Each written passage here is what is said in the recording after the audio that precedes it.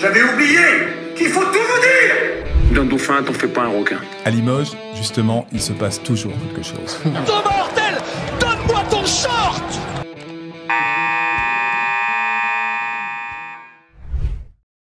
Bonjour à tous, merci de suivre ce nouvel épisode du podcast Basket Europe. Aujourd'hui, nous avons Clément Carton en duplex de Berlin. Ça va Clément, la nuit n'a pas été trop courte? Bonjour. Oui, la nuit est toujours courte à Berlin, mais comme les joueurs et comme les coachs du Pana qui ont fêté leur 7e titre d'Euroleague, mais tout va bien. Nous avons aussi Théo Quintard, qui lui était à Nancy pour le Trophée du Futur et donc qui m'a rejoint au studio. On parlera un petit peu plus tard de ton année à San Antonio. Eh oui. Et Clément, tu as retrouvé à Berlin Adrien du Hoop Van, qui a fait un road trip assez incroyable dans toute l'Europe du basket et qui a donc terminé son road trip à Berlin pour le Final Four. Ça va Adrien? Pas trop mal aux cheveux? Ça va. Mais j'ai une question, moi. À quelle heure vous avez fini hier soir? Moi, je sais. Parce que leur notif WhatsApp, la dernière fois qu'ils étaient en ligne, je sais très exactement à quelle heure. Moi, je dirais entre 5h et 16h du matin. Je pense qu'on n'était pas les derniers fans à aller se coucher. Je pense qu'on s'est couché avant Mathias Le Sort. Mais... Ah bon, ça va. Ouais. On l'entend, Mathias, il ne s'est pas couché encore, justement. Bon, alors justement, victoire du Panathinaikos et un énorme match du Français Mathias Le Sort. Clément, comment c'était? Retournement de situation, puisque le Pana s'est qualifié en dominant son match contre le Fener en demi-finale. Par contre, la finale a commencé complètement pour le Real, puisque le Real menait de 14 points au début du deuxième quart-temps. Jamais le Panathinaikos n'avait encaissé plus de 30 points dans un quart-temps cette année. Ils en ont pris 36. Donc le match avait vraiment débuté de la pire des manières, puisque même les supporters du Pana, dont Adrien faisait partie hier soir, semblait un petit peu bouche bée devant la prestation du Real Madrid qui avait une énorme adresse à 3 points. Et puis après, il y a eu un 8-0 salvateur de la part de Mathias Le Sort. Et une fois que le premier run a eu lieu, les supporters du Pana ont poussé derrière leur équipe. Et puis le Real Madrid s'est arrêté de jouer, a complètement perdu d'adresse, et le Pana a finalement pris le dessus sur le reste du match avec un Mathias Le Sort exceptionnel et aussi un Kostas Loukas qui mérite amplement son titre de MVP. Ouais, ce Loukas, il a rien volé à personne, il est vraiment là quand il faut. Il finit à combien au shoot? C'était impressionnant sa réussite. Il est à 31 déval, donc j'ai plus en tête les... Non, mais je crois qu'il a raté 2 shoots, un truc comme ça. Il met un shoot à 10 mètres. Ouais, un grec, quoi. Pur et dur. Ouais. En fait, quand le match s'est resserré dans le 4e quart-temps, donc il y avait plus 2 ou plus 3 pour le Pana, Sergio Llull venait de mettre un shoot exceptionnel. Il a cru faire comme l'année dernière où il a sauvé le match et inscrit le game winner contre l'Olympiakos en finale.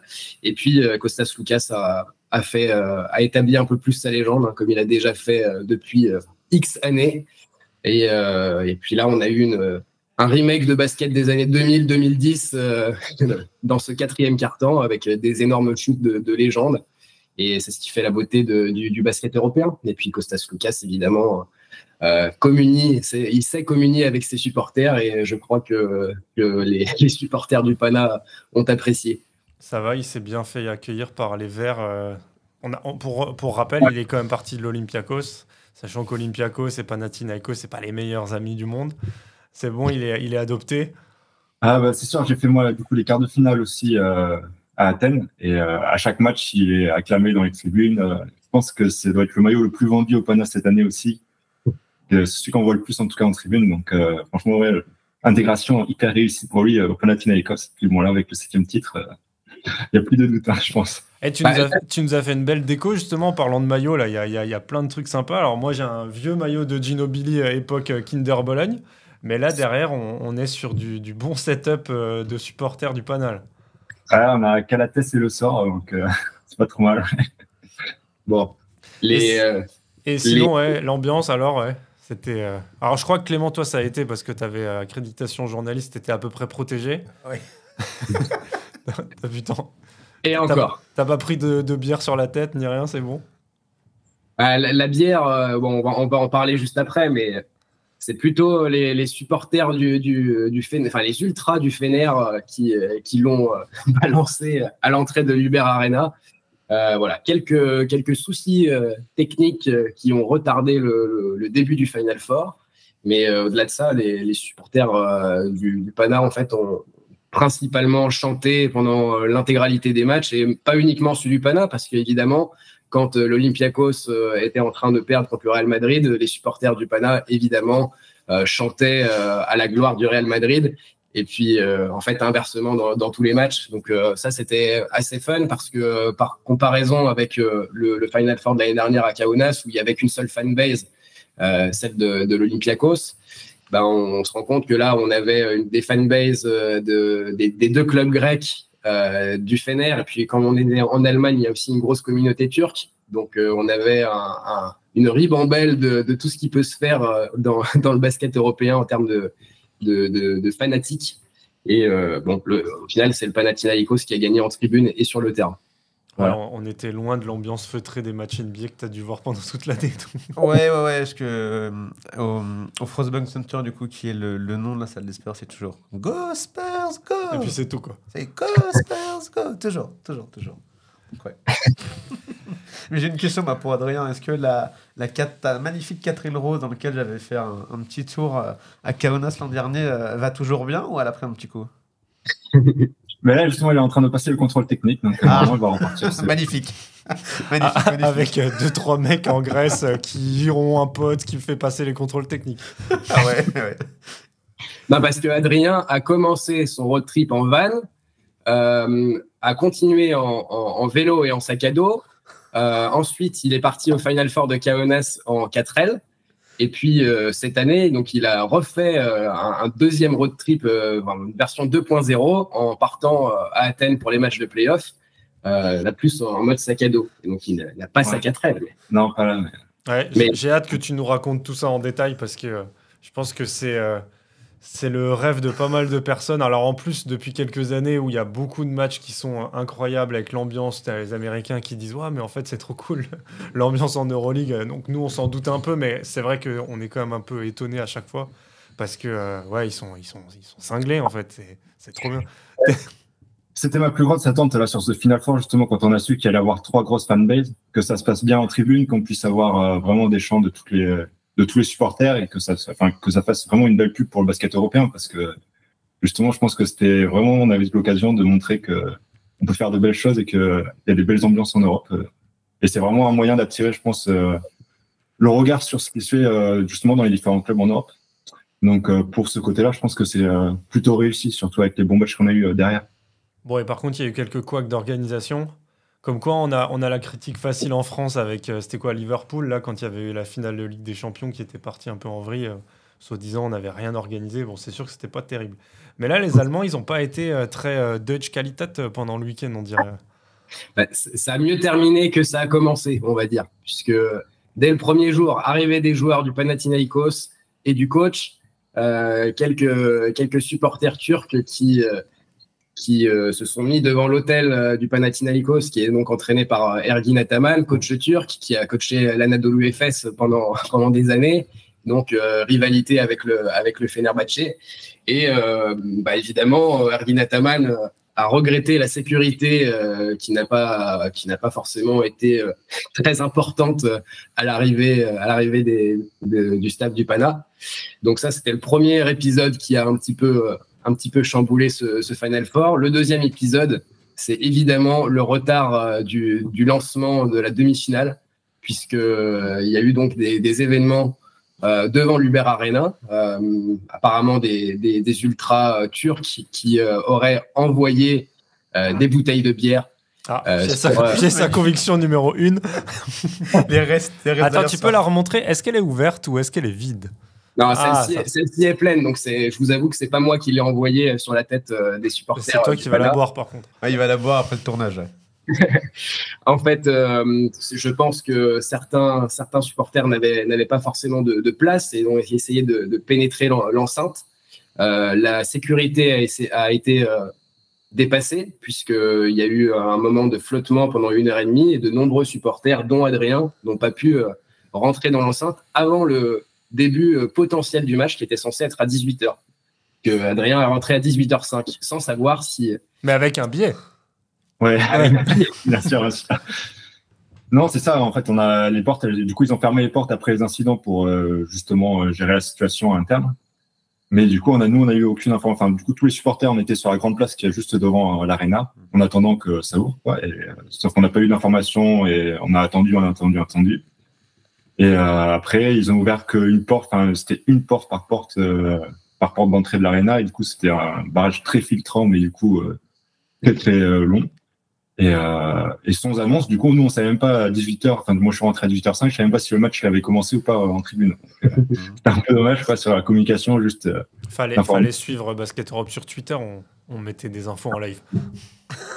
Une heure avant le début potentiel du match, à 17h, il y a eu les premières arrestations. Et en fait, nous, journalistes, on a vu défiler la Polizei qui faisait en fait passer tous les supporters qu'ils avaient arrêtés par la tribune journaliste. Donc on s'est dit qu'à ce moment-là que ça commençait à devenir un peu fou et aucune annonce.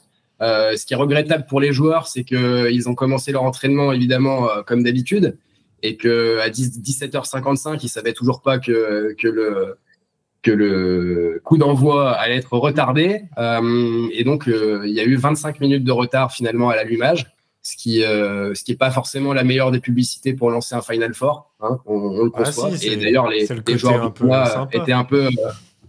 Comment, Maxime ? C'est pour montrer le côté un peu folklore, c'est sympa. C'est sympa, c'est moins sympa pour les téléviseurs et les annonceurs qui avaient d'autres aspirations. Mais voilà, finalement... Tout le monde a pu à peu près rentrer comme il faut. Et après, bon, le reste du week-end s'est quand même bien passé avec l'apothéose de la communion entre les supporters du Pana et leurs joueurs. Fabien Causeur n'était pas trop déçu, vous l'avez croisé ? Alors, les joueurs du Real Madrid se sont peu arrêtés en zone mixte. Le seul Français qui s'est arrêté, c'est Fabien Causeur. Gershon Yabusele et Vincent Poirier n'ont pas osé se prêter à l'exercice, mais Fabien Causeur avait une analyse assez lucide, comme d'habitude, qui est simplement qu'ils ont raté un match de basket. Voilà, ils se sont arrêtés de jouer. Le Pana était un peu dominateur à la maison, en fait, avec toute l'ambiance qu'il y avait, et en fait, ils n'ont pas su se relever du momentum qu'ils ont perdu.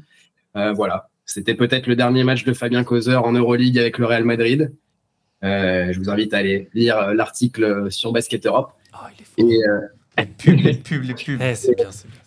Et de vous abonner pour le lire, puisque sans abonnement et des abonnés, on ne pourra pas financer une rédaction de Basket Europe. Voilà, donc Fabien Causeur aurait aimé devenir le premier Français à soulever une 3e Euroleague. Lui qui est désormais le recordman de participation pour un Français au Final Four avec 6 participations devant Nando De Colo, ce qui est quand même ce qui qualifie une carrière quand même. Surtout que je suis un peu de la génération juste avant. Faut se souvenir qu'il y a 15-20 ans, il n'y avait pas de Français en Euroleague. Il y avait Florent Pietrus et Nando qui jouaient à Valence. Mais c'était, voilà, il y avait Malaga où il y avait quelques Français, mais enfin, il faut se souvenir qu'à un moment donné, il y avait pas de joueurs en Euroleague. Alors, les clubs français, j'en parle même pas. Et là, en fait, on a 1, 2, 3. Là, il y avait combien de Français à Berlin ? Il y avait 6 Français. Voilà, il y avait 6 Français. Il n'a pas joué, mais on peut considérer qu'il y en avait 6, comme il y en avait 8 ou même 9 l'année dernière, sans la suspension de Vincent Poirier de la blessure de Vincent Poirier et la suspension de Gershon Yabusele. Mais en fait, là, depuis quelques années, on a au minimum 5 Français au Final Four. Bon, ça aide quand on en a 3 ou 4 au Real Madrid, puisque le Real Madrid y va toutes les années. Mais voilà, c'est exceptionnel pour le basket français et ça montre aussi qu'on est capable d'exister au-delà de la NBA, même si évidemment, on a de très bons prospects, Théo. Non, mais la NBA, l'Euroleague, on est très bien. Et il y avait des coachs français au Final Four ? Des coachs français au Final non, Four. la réponse est non, puisqu'il n'y a pas de coach français en Europe tout court, donc déjà ça, voilà. Il y Mais avait vous la avez- ligne Québec avec l'INSEP. Alors, Mais, on en parlera juste après, ouais. Mais vous avez croisé, par contre, enfin, des coachs qui sont potentiellement un peu en vacances et qui auraient pu aller faire des cliniques, voir des collègues européens, enfin... j'ai croisé, pas un Français, mais un ancien coach qui a coaché en France, Nedan Markovic. Il y avait quand même une ribambelle de personnalités du basket européen et français, des agents scouts au coach, évidemment. C'est une réunion, hein, le Final Four. Tout le monde s'y retrouve. Et bon, évidemment que ceux qui n'ont pas pu être présents avaient quand même un œil sur l'événement. Et donc, l'INSEP, puisque c'est comme ça qu'on appelle l'équipe, ça pourrait presque être une équipe de France, mais bon, c'est en format club, a été en finale de l'Euroleague Junior Challenge, je ne sais plus comment il s'appelle. Euroleague Junior tout court. Euroleague Junior tout court. ANJT, si tu veux. ANJT. Avec un Traoré incroyable qui est revenu puisqu'il a fait une pige à Saint-Quentin. Ça aussi, c'est improbable, puisqu'un jeune de 17 ans qui est pigiste en pro et qui en plus fait un parcours en play-off vraiment correct. Comment ça s'est passé? Et Adrien, je crois que tu avais quelques insides en plus, puisque tu étais très bien placé pendant cette finale. Alors, du coup, si on commence sur le parcours, ils étaient dans la poule du Barça et de l'équipe américaine qui avait été invitée au tournoi Overtime Elite. Donc, une poule assez relevée quand même. Et la première grosse victoire, du coup, contre le Barça, qui a pour moi montré que l'INSEP avait vraiment un rôle à jouer dans cette compétition et pouvait aller justement en finale. Donc, c'était été la première grosse victoire et du coup, ils arrivent en finale après contre le Real. Et donc là, la victoire du Barça, elle fait aussi du bruit chez les scouts, chez tous les intervenants du basket. Donc, il y avait vraiment, c'était blindé pour la finale contre le Real. Et on a eu un deuxième très très gros match de basket. Moi, j'avais fait la NGT aussi l'année dernière à Kaunas, donc c'était mon deuxième. Et donc c'était une vraie pub pour les jeunes et c'est un tournoi vraiment très relevé avec du beau basket et plaisant à regarder. Donc une belle finale. J'ai pas retenu son nom. Il y avait un jeune à Barcelone, je crois, très très jeune pour le coup, qui est a priori incroyable. Bon, voilà. Ouais, Voilà. Il y a des spéculations sur son âge officiel, puisqu'il aurait 12 ans actuellement. Certains autres sites feraient état d'un âge officiel un peu plus avancé. C'est 12 ans, mais enfin, à 12 ans, on joue en Benjamin. C'est un U13 en fait. Le garçon, il a un jump monstrueux. Il est capable de mettre n'importe qui sur un poster. Donc, parce qu'il mesure combien? Comment? Il mesure combien? 2,8 m, je crois. Ouais, bah alors après, Victor, il faisait combien à 12 ans? Il devait être à 2,8 m aussi. Hein, je sais pas. Mais... Et Victor, on n'a jamais dit à quel âge il est vraiment né, enfin en quelle année il est vraiment né. Donc là-dessus, sujet clos, il a 12 ans, c'est incroyable, c'est un U13. Et donc il a joué contre des... alors ça reste des jeunes, mais qui ont quand même quoi, 5 ans de plus que lui minimum? Ouais, entre 15 et 18 ans à peu près. Ouais, non, déjà arriver à faire ça à ce niveau-là, peu importe l'âge, puisque dès que tu as moins de 18 ans, on va dire que là, on est sur des prospects qui visent tous le milieu professionnel, et dans tous les cas, ce qu'il a fait, c'est exceptionnel. Il a un jump qui est monstrueux, des qualités athlétiques très au-dessus de la moyenne. Donc voilà, si on s'arrête vraiment au prospect physique, il a toutes les qualités pour pouvoir devenir un excellent joueur. Mais bon, il y avait énormément de pépites, hein. Il ne faut pas s'arrêter seulement à celle du Barça. Et d'ailleurs, on en a quand même un paquet qui viennent de France et qui étaient présentes à cette ANGT. Donc pas que à l'INSEP, hein, puisqu'il y avait Noah Essengue à Ulm qui avait une épaule délicate aussi et qui a été moins performant qu'à la NGT de Dubaï, le tournoi de qualification, où là, il avait été exceptionnel avec 54 dévals en finale contre le Zalgiris Kaunas.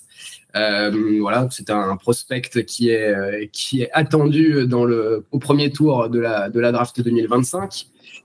Autre prospect français qui a lui gagné la compétition, c'est Kylian Michet, qui est donc le meneur marseillais qui est parti il y a quelques années au centre de formation du Real Madrid, qui est un meneur tout à fait prometteur, qui a pas eu énormément de temps de jeu parce qu'il arrive sur une fin de génération du Real Madrid qui est extraordinaire, avec notamment Hugo González, le MVP.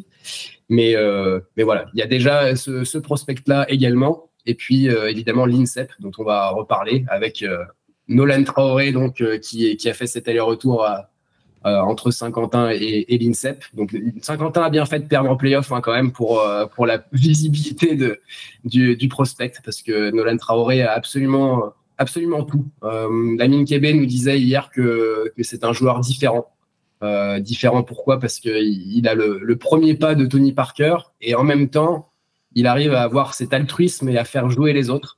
Donc là, sur la performance qu'il a fait contre le Barça, 45 points, 9 passes décisives, 50 d'évaluation. Donc 45 points, soit dit en passant, c'est le record all-time sur la NGT, les finales d'une NGT.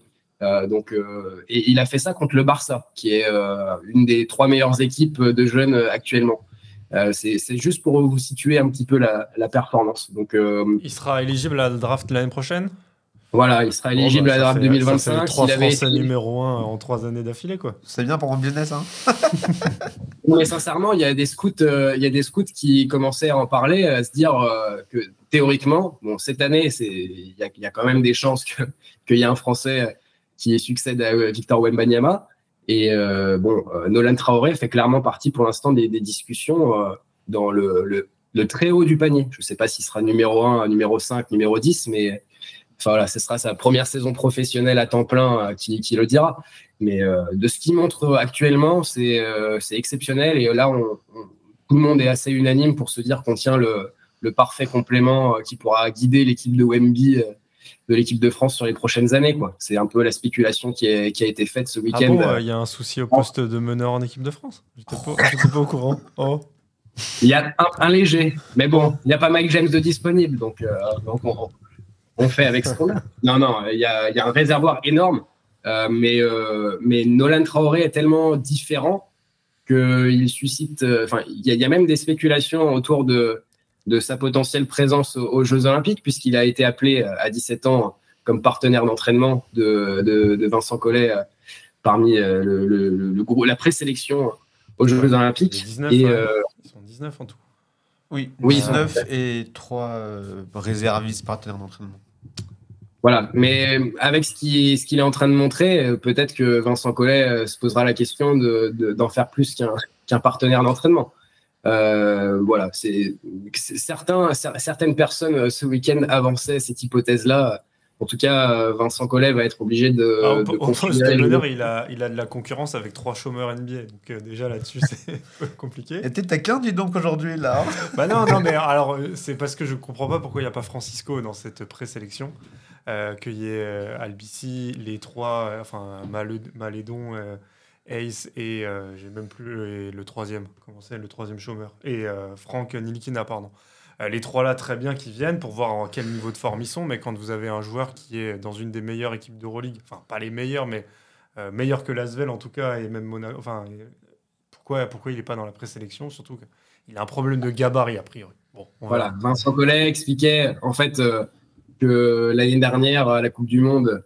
Il a vu les qualités de Sylvain Francisco. Il a déterminé que par rapport aux qualités des autres meneurs, il allait privilégier un Andrew Albici sur le secteur défensif qui est plus robuste et qui serait plus complémentaire avec d'autres personnes. Donc, il a déjà fait son choix concernant Sylvain Francisco, alors que les joueurs qu'il n'a pas vu jouer pendant la saison, il veut se faire une idée plus précise pendant la préparation. Voilà un peu l'argument. Voilà l'argument qui se tient. Voilà, après, Sylvain Francisco, ça n'enlève rien qu'il a fait une très belle première saison d'Euroleague avec le Bayern Munich. Et donc la finale, alors malheureusement ils ont quand même perdu, même s'ils ont un meneur qui est incroyable. Ça s'est joué en plus sur la fin de match, c'est un peu dommage. Et Adrien, tu étais à côté du banc des Français, quoi. Ouais, j'étais sur les gradins juste au-dessus, donc j'avais une vision sur le banc et sur la plaquette du coach. Mais ouais, je pense qu'en menant 3 points sur la dernière possession du Real, je pense que dans les têtes de tout le monde, c'était un peu match gagné parce qu'il fallait un miracle pour qu'il y ait un petit shoot à 3 points d'un Espagnol qui crucifie la France. Ça n'arrive jamais, ça. On a déjà vécu ce scénario. Hein. Ouais. Et donc, donc là, ça emmène le match en prolongation. Et donc, il y a tout à refaire un peu derrière. Parce que je pense que sur les 40 premières minutes, on avait dominé un peu le match. Et, alors, il avait écrit quoi sur la plaquette c'est cool, bravo les gars, ce soir on sort? Ou il avait quand même dit, voilà, il faut défendre? Non, tout le monde était au taquet pour défendre. Puis, c'est un groupe qui avait l'air de bien vivre, de bien communiquer, de tous se donner des conseils, tout ça sur le banc. Donc, franchement, ça avait l'air d'être un bon groupe, tout ça pour justement gagner une finale. Mais non, c'était une grosse défense. Après, on n'entendait pas tout ce qui se disait avec la musique et tout ça dans la salle. Mais voilà. Et après, sur le dernier play en prolongation, du coup, il dessine un play qui, je pense, c'était le bon play à jouer. Et malheureusement, écartez-vous tous, donnez la balle à Traoré.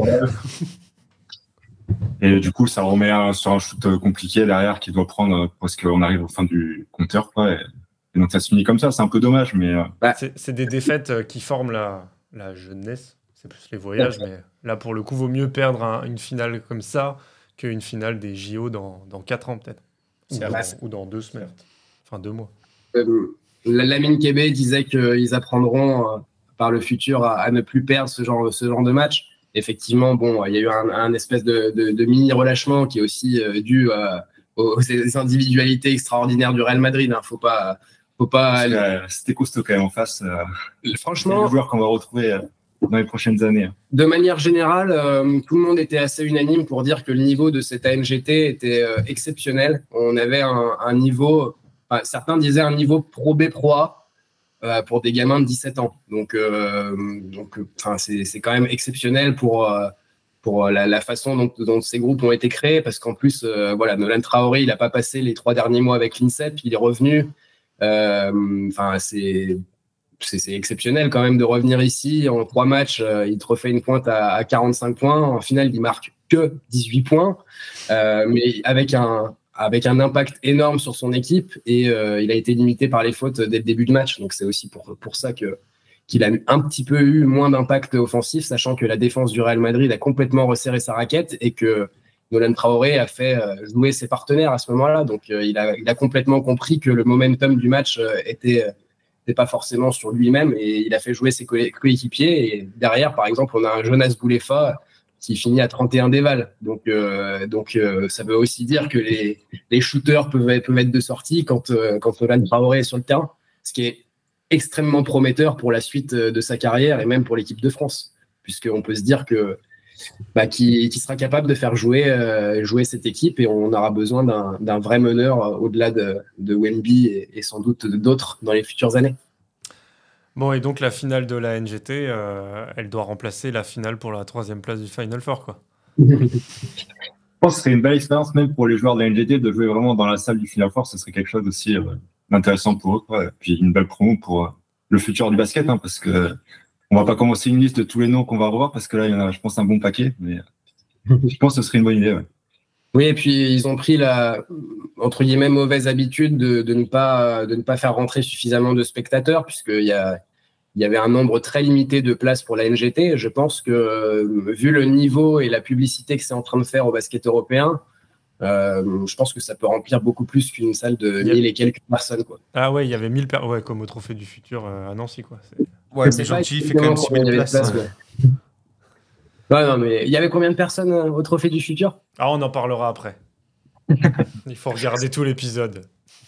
Très bien. Non, mais la NGT, bilan très positif. Voilà.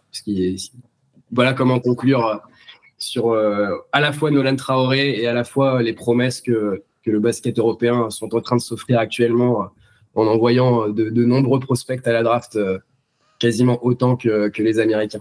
Ok. Bon, bah, messieurs, rangez bien ce beau décor du Pana. Oublie rien, Adrien. Tu rentres comment, Adrien, là, de Berlin? Là, j'ai pris un bus pour rentrer en France. Oh oui, simplicité, quoi. Classique. Bah, c'est mieux parce que les avions font grève, donc il vaut mieux. Bon, bah, tu te caches dans la soute, Clément, tu rentres avec Adrien. Bon, on verra. Allez, bonne sieste après cette courte nuit. Et puis, on se retrouve bientôt. Adrien, quand tu passes à Nancy, n'hésite pas, t'es le bienvenu. Tu nous raconteras tout ça en détail. Puisque là, Ça pour marche. le coup, nos entretiens Basket Europe, où le but, c'est d'avoir quelqu'un qui a fait quelque chose en dehors de la France en termes de basket, je crois qu'on est tombé sur la bonne personne avec Adrien. Il a mis un pied dehors, comme on dit, donc c'est parfait. À bientôt. Il n'a fait que 17 des 18 salles d'Euroleague l'année dernière. Voilà. Il C'est manque pas mal. laquelle, Gaston Médecin à Monaco ou... Non, il manque le Maccabi, Tel Aviv. Donc, Ah, là ouais, Ouais. c'est un peu compliqué en ce moment. Chaud. On t'es excusé, ça va. Eh bien, bonne fin d'émission. Salut. Ciao. Eh ben, nous deux, Théo, après le road tripper Adrien, un autre road tripper qui est parti à San Antonio l'année dernière. C'est ça. Ceux qui n'ont pas reconnu, c'est Théo Quintard avec nous qui est parti à San Antonio pour couvrir la première saison de Victor Wembanyama. Alors, t'as suivi quand même le Final Four ce week-end? Malheureusement, pas trop. J'étais ici à Nancy pour le Trophée du Futur. Donc non, c'était ben, ça plus tombe bien, c'est ce le que championnat j'avais espoir ce week-end. Donc non, le Final Four Donc Théo d'Euroleague. est à Nancy, au studio à Nancy, parce qu'il a passé son week-end pour le Trophée du Futur. Et donc tu vas pouvoir nous parler du Trophée du Futur qui a vu Bourg-en-Bresse gagner. Alors comment ça s'est passé? Ouais, c'est ça. Bourg-en-Bresse, j'ai pas envie de dire c'est la surprise, mais plutôt voilà, c'est un club qui bosse bien, un centre de formation qui bosse bien. Donc voilà, c'est intéressant. Les hommes d'Arnaud Tessier voilà, étaient sortis dès le premier tour l'an dernier contre Blois à domicile. Là, ils font tomber le SLUC, malheureusement pour toi. Champion de France en titre. Chez eux, bon, là, il y avait un petit peu de fatigue. Physiquement, c'était un petit peu dur. Et voilà, je pense que c'était un jeu collectif. Victor Maury, meilleur passeur du championnat. Anatole Humo, un petit peu le cerveau. Léon Siferlin, Tropin. Voilà, chacun avait son rôle un petit peu très bien coaché par Arnaud Tessier et Mathieu Cassard. Donc voilà, ça fait un beau résultat à la fin. Voilà. Et 5 ans après le dernier titre du centre de formation du SLUC, 5 ans après le titre en U18 des U19 avec Pierre Murtin. Des joueurs qu'on peut voir l'année prochaine en pro, tu penses? Ou c'est encore un peu juste pour certains? Non, je pense que c'est un petit peu juste. Ça prend du temps. Anatole Humo, oui, il sera pro, mais pour l'instant, il lui reste encore un an en espoir, je pense. C'était sa première vraie saison espoir. Donc voilà, mais non, c'est un club qui bosse bien, donc non, prenons le temps et voilà, ça va venir. Il y avait du monde à la salle? Moi, personnellement, j'y étais pas, donc oui, désolé. Alors oui, pour les matchs du SLUC, il y avait vraiment beaucoup de monde. Les travées basses étaient quasiment complètes, donc je pense qu'on peut dire à peu près plus de 1000 personnes.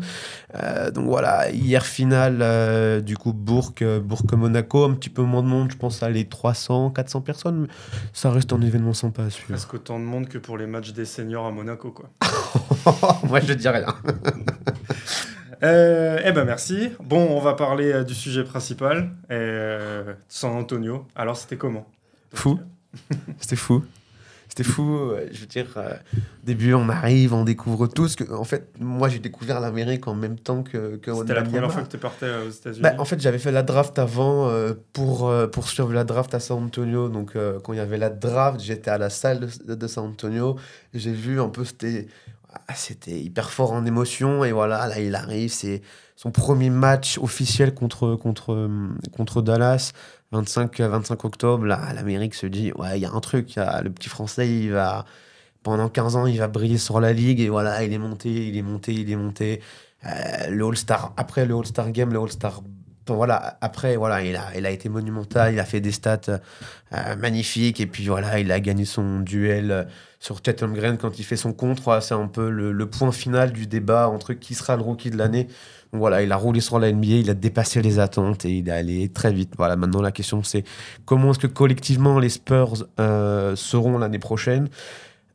C'est difficilement... Enfin, je les vois pas être sous les 30 victoires. Là, va falloir aller plus vite parce que le garçon, il veut aller vite.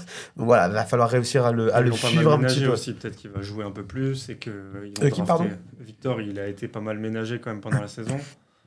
Oui, après, je pense qu'autour de 30 minutes, voilà, c'est un temps de jeu qui lui correspond bien. Après, voilà, ce qui va être important, c'est ce qu'ils vont faire pendant le off-season. Voilà, toutes les options sont un petit peu sur la table. La seule personne vraiment intouchable, c'est Wembanyama lui-même. Mais voilà, mais l'idée, ça risque de construire quand même autour de cette jeune équipe qui était la plus jeune de la ligue, construire autour, et voilà, un projet de 3, 4, 5 ans. Et après, l'équipe sera vraiment très compétitive et pourra jouer les premiers rôles dans la ligue. Mais pour l'instant, voilà, tout doucement, voilà, on a vu des automatismes avec notamment Devin Vassell, Jérémy Sohan aussi, il a progressé. Donc voilà, ça progresse, ça monte en gamme. J'espère qu'il a progressé. Et On verra du coup ce qu'il en est pour la draft cette année. Est-ce qu'il y aura un Français ou pas de plus à San Antonio? Voilà, on verra. Le off-season va être très intéressant. Est-ce que voilà, s'il y a une ou deux stars qui peuvent ramener à San Antonio, ils le feront. Mais voilà, c'est pas la priorité. La priorité, c'est vraiment de construire autour de ces jeunes Ouais, ils sont et de pas les dans voir la évoluer. précipitation, quoi. Voilà, non, le pop, c'est step by step. On reconstruit une dynastie un peu Spurs, quoi. Bon, et en termes de logistique, t'as des petites anecdotes un peu comme Adrien nous a raconté ou... En termes de logistique, qu'est-ce qu'on peut raconter de beau? Bah, déjà, mon périple retour, c'était un sketch. Je crois Ah que... oui, t'es revenu pendant la grève.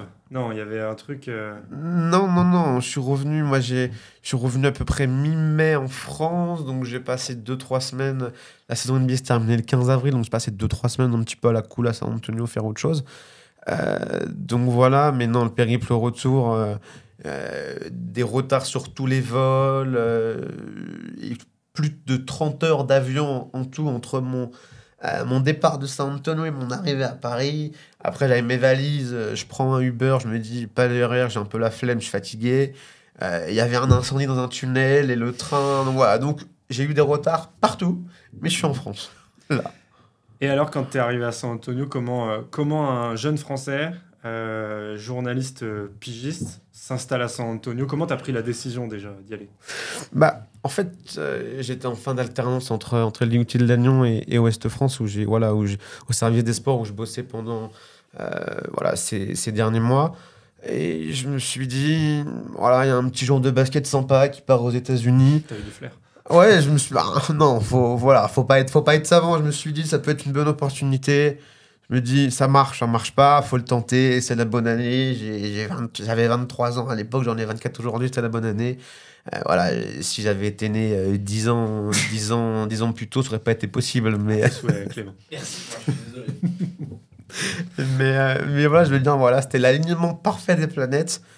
Et en tant que fan de basket aussi, parce que c'est ce qu'on est aussi avant tout. C'est pas que pour le travail que t'es allé là-bas, c'est aussi... Non, bien sûr, enfin, je veux dire, pour changer de vie. Au final, c'est ça, je change de vie pour un basketteur, un petit peu quand même, pour le suivre. Voilà, et c'est une aventure passionnante et je ne regrette absolument pas ce choix.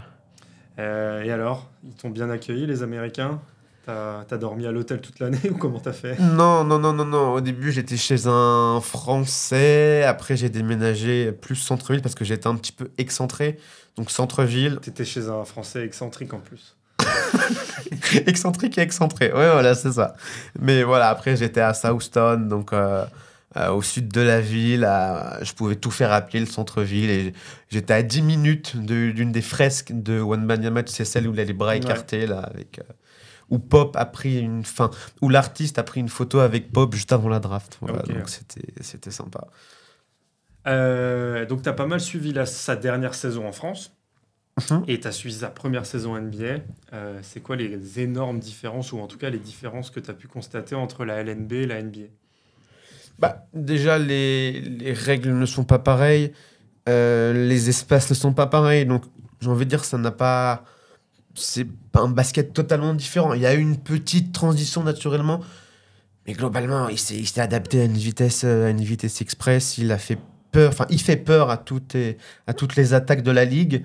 Mais je veux dire, voilà, il a réussi ce qu'il faisait dans le championnat de France. Il a réussi à le transférer en NBA, la meilleure ligue du monde. Donc forcément, les Américains, ils sont devenus fous quand ils l'ont vu. Quand ils l'ont vu arriver.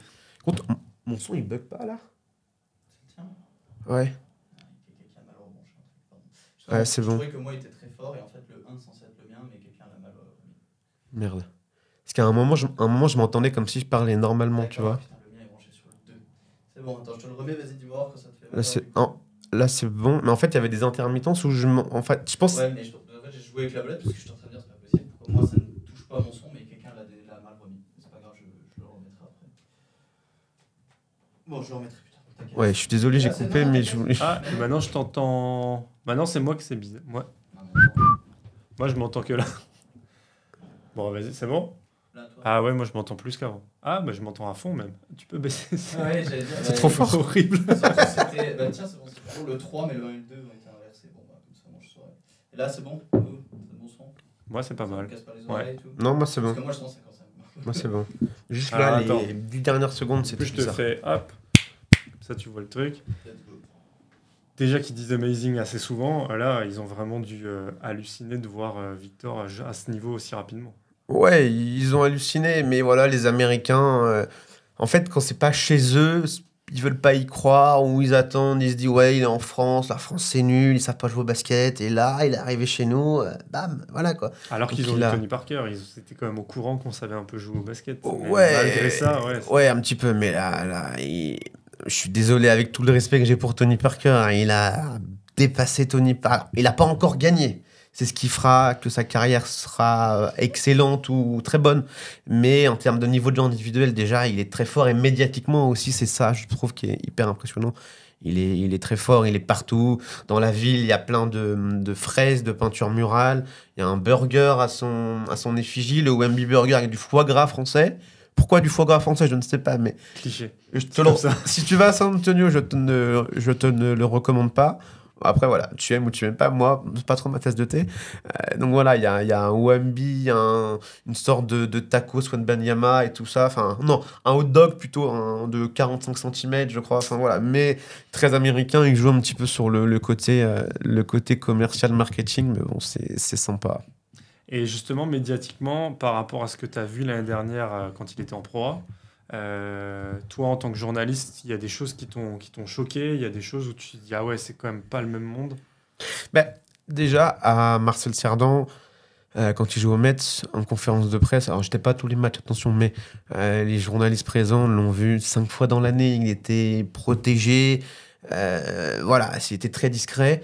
Là, il est toujours très protégé, mais après chaque match, donc il y a des conférences de presse, il est après chaque match en conférence de presse. Il parle à la presse pendant 6, 7, 8, 9 minutes. Il y a une partie en anglais et une partie, on va dire, on est 3 journalistes français, enfin 3, 4, ça dépend, même 5, ça dépend, mais voilà.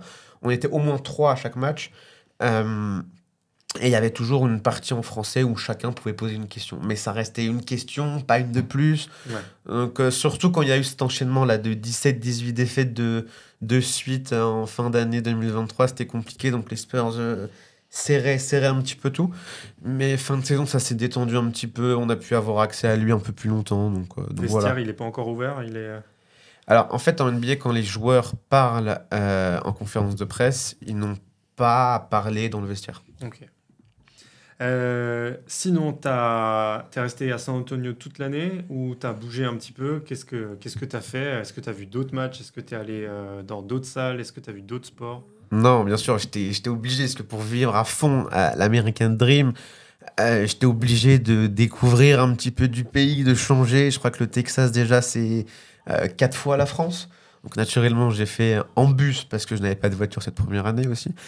J'ai fait en bus Dallas, Houston, je suis allé à Los Angeles. Voilà, j'ai fait plein de villes, Philadelphie pour la première de Batum à Philly. J'ai fait New York, naturellement. T'es allé à Philly en bus? Non, en avion. Non. En bus, c'était juste les... Ceux qui n'ont pas la carte des États-Unis en tête et la notion de distance, c'est quoi? C'est 3 jours de bus. Ah, je sais pas, j'ai pas regardé, mais déjà, Houston-Dallas, c'est 4 heures de bus à peu près. Donc voilà, enfin, je veux dire, C'est j'ai... sympa les bus américains pour aller à Dallas. Pas vraiment. Je le recommande pas. C'est un petit peu cher. C'est plus cher qu'en France. En fait, tout est plus cher déjà aux États-Unis Ouais. qu'en France. Et on va dire que c'est un petit peu des bus ghetto. Ouais. Mais voilà. Mais ça, Ça, concrètement, c'est quoi un San Antonio-Dallas en bus, ça coûte combien? je sais pas, si tu le prends de dernière minute, ça va te coûter. Je sais pas, c'est vraiment fluctuant, mais l'aller, ça va être 70 €, le retour 140, tu vois. Ah ouais, c'est Ouais, pour du SNCF bus. première classe quasiment. Pour du bus, ouais, première classe. Et en avion, ça se passe comment là? Un San Antonio-Philly, c'est pareil, ça coûte combien? Comment tu t'es organisé? Ouais, je m'en souviens plus. En fait, ce match-là, il y avait le match New York juste après. Donc c'est pour ça que je l'ai fait, en fait. Parce que ça me permettait de faire San Antonio-Philly, Philly-New York après dans la foulée, Ouais. quoi. C'est pour ça, je sais plus les prix. Mais si tu t'y prends un petit peu à l'avance, pour faire par exemple un San Antonio-Los Angeles, ça va te coûter... si tu prends un mois à l'avance, par exemple, ça va te coûter l'aller-retour $100, tu vois, un Ok. petit peu plus. Donc là, c'est assez intéressant. Ouais, ça c'est bien. Et donc, t'es allé voir Hugo Lloris à Los Angeles? parce que voilà, le but du jeu, c'était de faire vivre, c'était voilà, mon objectif numéro un, faire vivre l'aventure de Victor Wembanyama en NBA, mais aussi, voilà, je voulais toucher à d'autres sports, découvrir d'autres choses, même en dehors du sport, faire d'autres reportages. Donc voilà, j'ai fait pour Ouest France, j'ai fait une interview d'Hugo Lloris au centre d'entraînement au LAFC, Los Angeles Football Club, du coup. Et voilà, en France, c'est inimaginable de pouvoir lui parler. Je lui ai parlé 1 heure après un entraînement. Il était en train de manger, on a discuté. Il y aura Olivier Giroud l'année prochaine en plus. Ouais. Mais il y a déjà aussi Denis Bouanga, Ok. meilleur buteur de la MLS l'an dernier. Donc, non, il y a des petits Français sympas, quoi. Je veux dire, ça va en faire un 3e, quoi.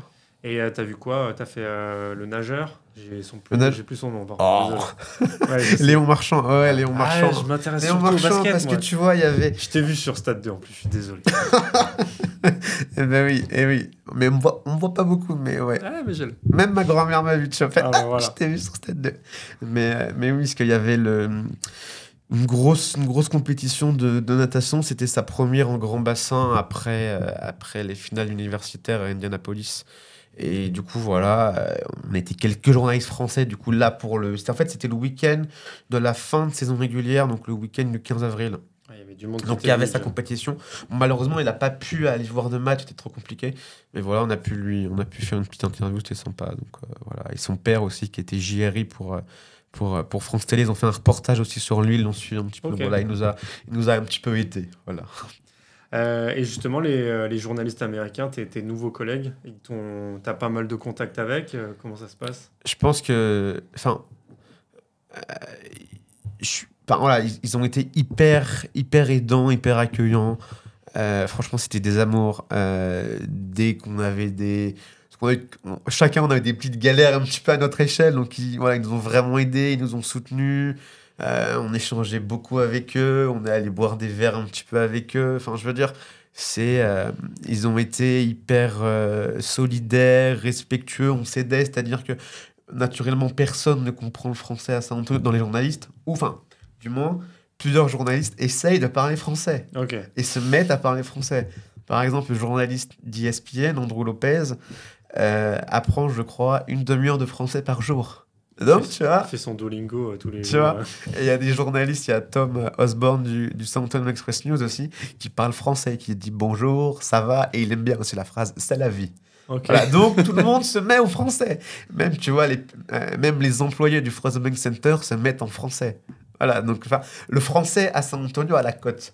Donc les journalistes français à San Antonio ont aussi un petit peu la cote. Ok. De par Tipeee, de par Boris Dio, de par maintenant Wembanyama. Donc voilà, ils ont été hyper aidants. Moi, à un moment donné, je me fais voler parce qu'en fait, je filmais les conférences de presse avec mon trépied, mon téléphone. Et à un moment donné, en salle de presse des Spurs, donc je sais pas. Il y a combien de journalistes dans la salle de presse en général? Alors, tu prends le Media Day, selon les Spurs, j'en avais plus de 100, ce qui correspondait au plus gros Media Day de l'histoire de la franchise. Ok.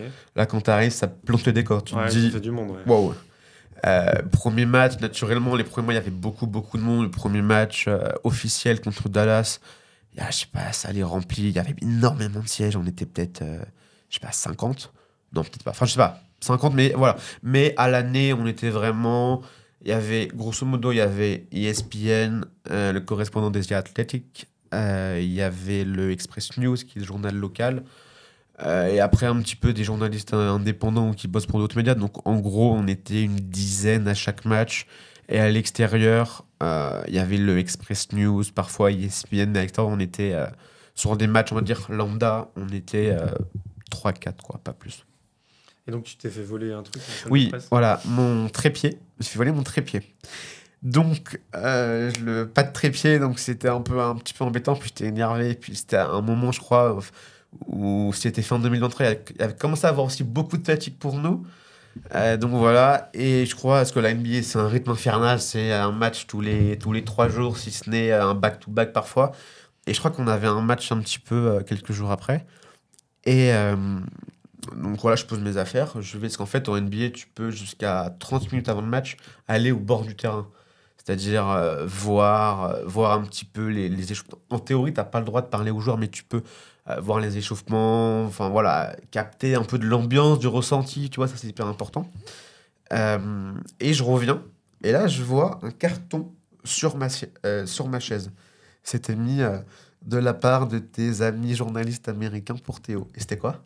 Un trépied. Ah oui, 9. sympa. Donc voilà, tu vois, c'était quotidien. Donc tu vois, quand je dis qu'ils sont adorables, c'est que voilà, cet exemple-là suffit à décrire la bonne ambiance qu'on a eu toute l'année avec les journalistes américains. Voilà, ça s'est très bien passé.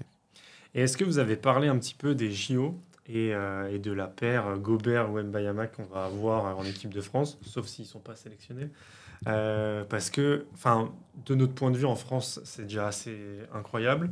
Là, meilleur défenseur de l'année, meilleur rookie. Est-ce que vous avez eu le temps d'en parler avant ton départ? On parle à qui? Avec des journalistes? Non, c'est le point de vue des Américains. Est-ce qu'ils ont peur de nous en se disant ouais, vous allez avoir une sacrée équipe?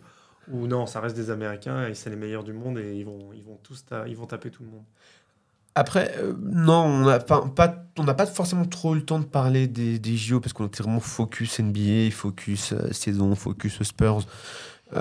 Non, mais après, les Américains, je sais pas, mais c'est la mentalité américaine, se sentent, je pense, sereins. Ils ont leur équipe d'Avengers.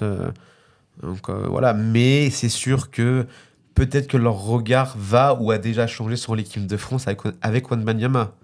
Là, en fait, on sait, sa première compétition, on ne sait pas trop comment ça va se passer. Forcément, il sera leader. Mais j'ai envie de dire, les JO, c'est une compétition hyper resserrée. Il y a les meilleures nations du monde. C'est quand même court comparé à une compétition, à une Coupe du Monde.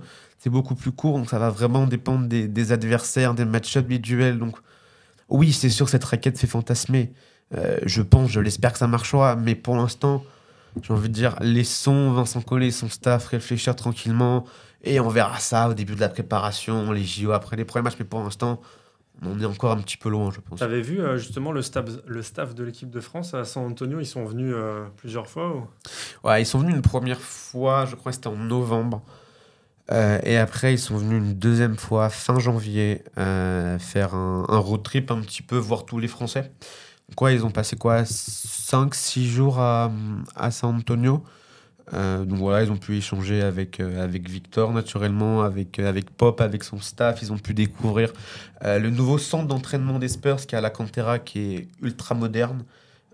Nous, on ne voit rien de ce qui se passe parce que ça, c'est les Spurs aussi, ils protègent tout. Ok, vous n'avez pas accès au centre d'entraînement? Alors, en fait, si, parce qu'en NBA, ce qu'il faut savoir, c'est que on a accès aux entraînements. En fait, dès qu'il y a un entraînement, la NBA t'impose de l'ouvrir aux médias pour une séance de questions-réponses avec 1 ou 2 joueurs. Okay. Voilà, la fin de l'entraînement. Ouais, les 15 dernières minutes. Mais en fait, tu as 2 terrains immenses, sauf que tu ne peux pas bouger de ton corner. En fait, tu peux pas naviguer comme tu veux. Okay. Tu vois, c'est pas comme tu fais une conférence de presse après un entraînement en Nancy où tu peux parler à droite à gauche et tout ça. Ouais. Non, là, ils t'amènent des joueurs, tu peux pas bouger. Surtout que les Spurs avec les médias, c'est assez atypique, c'est très très fermé. C'est carré, quoi. C'est très carré, on ne rigole pas avec ça. Donc voilà, on pense que c'est incroyable, c'est exceptionnel, ça l'est, mais je pense qu'on a des années-lumière de se rendre compte de ce que c'est, parce que je pense que c'est un laboratoire de recherche, de performance. Ouais, c'est des astronautes. Il y a tout qui est poussé, et en fait, de ce qu'on voit et de ce qu'on sait, c'est que en fait, tu as les paniers, et au-dessus des paniers, tu as des caméras, et tu as 5 caméras qui détecte, je sais pas, en fait, pour tout analyser, débriefer, tu vois. Je pense qu'il y a une équipe de data. En fait, c'est très mystérieux, mais on sait que c'est un centre d'entraînement hyper moderne, l'un des meilleurs, du coup, parce qu'il a ouvert cette saison. Hein. Okay, ouais. Nous, on est arrivé, il était encore en travaux. Il l'est encore, ou voilà, il est pas loin d'être fini, mais il est vraiment tout récent, et il est magnifique. Il est à la Cantera, nord-ouest de la ville. Va falloir aller... voir ça et étudier ça en détail l'année prochaine. Tu y retournes alors l'année prochaine? Je suis obligé.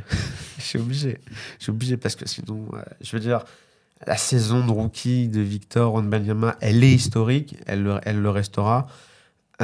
Mais là, ça va commencer l'année prochaine à collectivement ressembler à du basket, parce qu'on va pas se mentir, fin 2023, ça ressemblait pas à du basket.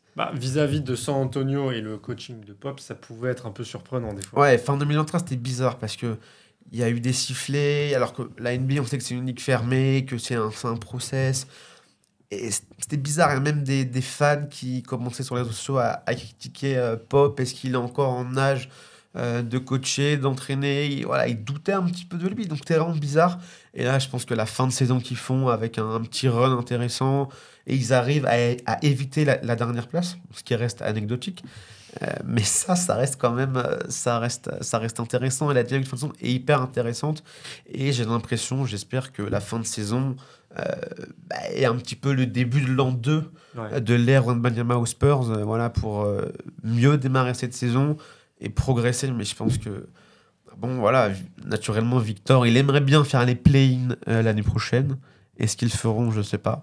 Ouais. Mais ouais, d'ici 2 ans, 3 ans, les playoffs minimum, et après... De toute façon, il faut déjà voir la draft. Ils vont peut-être récupérer un autre joueur européen. Et ça peut changer, comme tu disais au début, l'effectif. Est-ce qu'il faut renforcer la main? Est-ce qu'il faut renforcer le poste 4? Est-ce qu'il faut garder Vassell en 3? Enfin... Alors, en fait, non, déjà pour le rappeler à ceux qui nous écoutent, les Spurs ont le pick 4 et 8. Ils ont 2 picks. Donc pour les 2 premiers Français, c'est peut-être short. Ouais, c'est Sarr et Rizaché. C'est peut-être short. Après, la draft est tellement homogène qu'on n'est pas à l'abri d'une surprise. Je pense que oui, pour les 2 premiers, c'est mort. Mais avoir un Tidjane Salin de Cholet Basket au San Antonio Spurs, ouais, ça aurait de la gueule. Je l'imagine là-bas, ouais. Ouais, moi j'aimerais bien. Ouais, mais c'est parce que t'es Choletais. Je veux dire, c'est voilà, les playoffs qu'il fait avec CB contre le Paris Basketball. Ça lui a donné plus de visibilité, ce que je pense aussi il a été comparé à Zachary Rizaché un petit peu invisibilisé, je sais pas si c'est français, mais il était un petit peu dans son ombre. Il était moins médiatisé voilà, pendant l'année en moins termes médiatisé. de draft, ouais. Et là, ce coup de projecteur contre Paris, ça lui fait une très bonne pub. Et voilà, il a montré ses qualités athlétiques, son shoot à 3 points, sa défense. Devant défense. qui là, je me souviens plus. Il y avait pas un dirigeant de je sais plus quelle équipe justement, un de ces matchs-là. Ou alors c'est devant. Il y avait San Antonio qui est venu voir Rizaché pendant la saison. Mais là, pendant les playoffs, il y a un dirigeant, je crois, qui est venu voir Cholet. Bon, on verra. Il y a les dirigeants d'Atlanta qui sont venus plusieurs fois à Equinox voir Rizaché. Ouais. Mais sur Salin, je ne sais... Ah si, il y en avait un. Je l'ai plus en tête. Il y en avait un. Si, il y en avait un. Il faut aller sur basketeurope.com. On l'a probablement écrit et publié. Donc, si, il y en avait un. Mais après, il y a toujours plein de scouts, mais ils sont pas identifiés, on les connaît pas parce qu'ils sont très... Ouais, ils sont cachés. Ils sont très dans l'ombre, mais ouais... pourquoi pas, du coup, un petit Salin. Et pour te répondre, vraiment, l'idée de la draft, c'est pas de raisonner par poste de jeu, mais vraiment par potentiel prospect. Ouais. C'est-à-dire que le but des Spurs, c'est pas forcément... de se renforcer à la main, sur les ailes. Non, c'est d'avoir le meilleur prospect qui tu construis avec lui, tu prends Wembanyama, tu construis, et après, tu prends des joueurs un peu plus expérimentés autour, tout ça. Mais là, l'idée, c'est d'accumuler le maximum de meilleurs joueurs, de prospects, et après, pour faire grandir cette équipe et l'emmener vers les sommets de la NBA. Bon, bah écoute, on va te suivre l'année prochaine. Alors, pas énormément sur Basket Europe, parce que c'est du basket européen, et toi, tu suis la NBA. Mais on sera ravis d'écouter ce que tu pourras raconter sur les différents médias avec qui tu travailles. On se revoit, j'espère, l'été prochain pour nous raconter cette 2e saison. Merci pour ce numéro 3 du podcast Basket Europe, 4, je ne sais plus, cet épisode de podcast Basket Europe. On remercie Bienvenue de permettre d'organiser et de financer ces petits épisodes, même si ça reste... On n'est pas dans un grand studio, mais ça reste correct. On espère que ça vous a plu. N'hésitez pas à commenter, à suivre Théo sur Twitter, qui est très actif, qui publie des choses très intéressantes régulièrement, qui publie de temps en temps des articles chez nous aussi. Et puis je vous dis à bientôt. À bientôt. Ciao.